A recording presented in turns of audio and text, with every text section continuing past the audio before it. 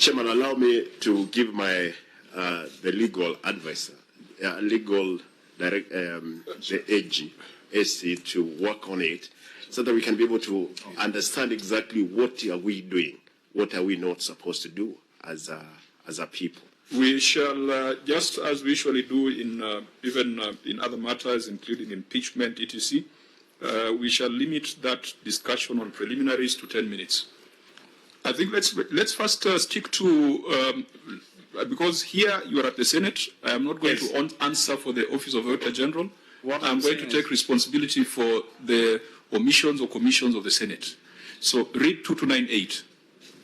It says, within 3 months of receiving an audit report referred to under subsection 1, Parliament or the relevant county assembly shall debate and consider the report and take appropriate action. Where has Parliament breached that provision? The invitation we received, the first invitation to deal with Who this tells you that that invitation was a first instance where Parliament was dealing with this report? Have you looked at the covering schedule? When was this report tabled in Parliament? Well, you said... When was the report tabled in Parliament? I don't have the evidence. If you don't have that, then you are engaging in speculation, my friend. That would deal with 2294 concerning the timelines within which the... No, Wakili. If a matter is expressed in terms of a time period, if you do not know the start date, can you really talk to us about breach of the Constitution? You have said yourself you don't know when the reports... Just a minute. I have one... Do you know when the reports were tabled in Parliament? Yes or no? It's a simple question. I don't, and that is then why therefore you cannot know whether it is out of time if you don't know the date in which it was tabled. That is insofar as you're dealing with the... Correct, and that is the question the chair is asking Let me clarify this, because this is a no-brainer. I see where you guys are going to, but we are not going to allow you to go there. This report for the year ended 30th June 2023 was laid on the table of the Senate by the Deputy Majority Whip on 21st of March 2024. Was that within the 3 months required of Parliament, according to Article 2298? Yes.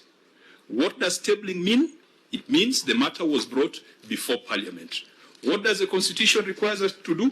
It requires us, within 3 months after receiving an audit report, Parliament or the County Assembly shall debate, consider the report, and take appropriate action. When this report was laid on the table on the 21st of March 2024, the appropriate action that Parliament took was to refer it to the Public Accounts Committee. The Public Accounts Committee was then mandated to look at the issues, to investigate the issues, and to bring back a report. What has this Senate done that is outside the Constitution if the tabling and decision was made on 21st of March? Now, the compliance within 3 months. Was 21st of March within 3 months? I'm referring to the proceedings before you. This is the appropriate action that is subsequent to the decision of 21st of March. You should have done your homework, my friend. Chair, also, and Governor, you need to look at the quality of legal advice you are getting. Yeah, we have 2 reports here. There is 20. I am dealing with this report. What is out of order in the report for the year ended 30th June 2023, as far as the role of Parliament is concerned? What is out of order? I have shown you, Deputy Majority Whip tabled this report on 21st of March 2024, and thereafter, Parliament made the decision that the appropriate action is for the report to be considered by the Public Accounts Committee. Chair, have you looked at the Hansard? I gave this advice based on the 2 reports that were here. No, let's deal with one report at a time. Do you have a problem us taking appropriate action on the report for the year ended 30th June 2023? I will need to be furnished with evidence when... Whose responsibility is it to I have been kind enough to supply that evidence to you. Because today you are not running away. Tuko na wewe hapa. The evidence is now before you. Can you see the page that the chair is referring to? Chairman, as the CA is looking at that document, rightly the way you put it, you received the document on 21st March. Within the 3 months, which are coming to an end, that is in July, the invite that you gave us, you should have actually made it possible within the 3 months to have considered these reports. Governor, you go back and read Article 2298. Yes. We have looked at this ruling that you have put before us. Mm-hmm. We have looked at it from page 1 to the last page. What is required of Parliament is to debate, consider, and take appropriate action. What we are doing right now is a part of taking appropriate action. When a report is tabled, the Speaker or the leadership of the House makes certain decisions for action to be taken by a committee that is outside the 3 months that we're talking about here. Chair and Governor, in light of what you told us earlier about your inability to attend this committee, is that really a fair accusation for you to make? Knowing very well that you yourself have been unable to appear here, and you have given us reasons. One time you were outside, the other time you were at a presidential function. We were here. Is it fair for you to say that we should have done things that you know you contributed to our inability to do? Chair, that will not be fair. Agreed. But the question is, Chair, apart from where at the Senate as it is, that it did not receive this report on time as required by the Constitution, could we cure? That's the question, Chair, again. I want to... Okay, let me ask you, Governor. When did you submit your financial statements to the Auditor General? It must have been submitted on time, Chair. No, it's not a speculation, because you guys are prepared with the facts. Yeah. What is the date on which you presented your financial statements to the Auditor General?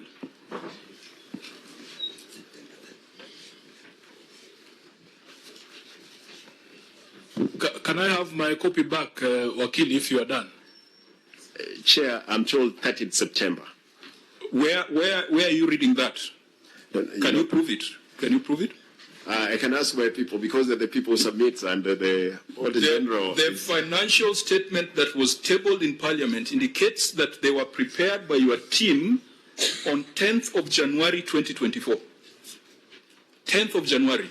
Now, Wakili, since you are a smart Wakili, what is your constitutional responsibility as an entity that receives public funds? Before you accuse the Auditor General of sleeping on the job, this was submitted on 10th of January 2024.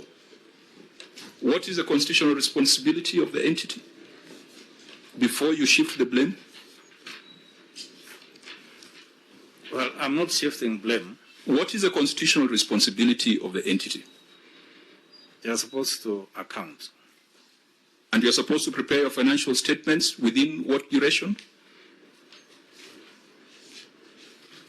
Before the close of the financial year. Well, it's not before close of financial year. Be fair to the accountants in the House. You can tell us because they're here. What is your responsibility, statutory and constitutional? Because the Auditor General cannot provide a report before you have presented your financial statements.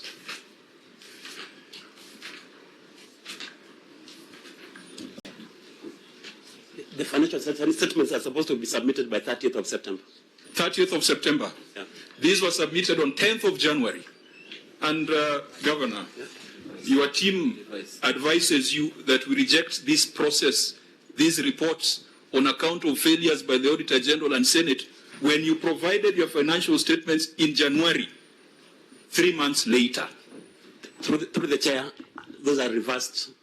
It does not matter to us. This is what we have visibility on.